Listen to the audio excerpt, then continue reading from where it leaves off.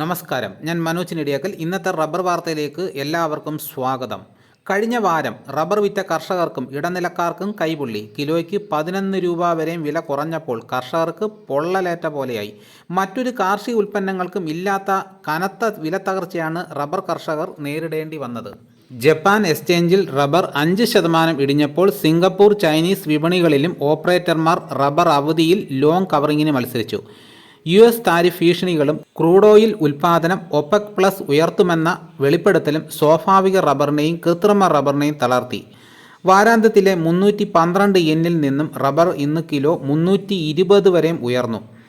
വിപണിയുടെ ചലനങ്ങൾ കണക്കിലെടുത്താൽ വില 327 yen വരെ മുന്നേറാം. തായ്ലൻഡിൽ ഷീറ്റ് വില കിലോ 180 രൂപയിൽ നിന്നും 178 ഇടിഞ്ഞു. സംസ്ഥാനത്തിൻ്റെ പല ഭാഗങ്ങളിലും കനത്ത മഴ പ്രവചിച്ചെങ്കിലും മധ്യ കേരളത്തിൽ അനുഭവപ്പെട്ട തെളിഞ്ഞ കാലാവസ്ഥ തുടർന്നാൽ റബ്ബർ ടാപ്പിംഗ് വരും ദിനങ്ങളിൽ പുനരാരംഭിക്കും. കോട്ടയം കൊച്ചി മാർക്കറ്റിൽ RSS 4 ഒരു കിലോയ്ക്ക് 204 രൂപയ്ക്കും RSS 5 ഒരു കിലോയ്ക്ക് 200 രൂപയ്ക്കും വ്യാപാരം നടന്നു. ഇതാണ് ഇന്നത്തെ റബ്ബർ വാർത്തകൾ. ഇതോടുകൂടി വീഡിയോയുടെ പൂർണ്ണമാകുന്നു.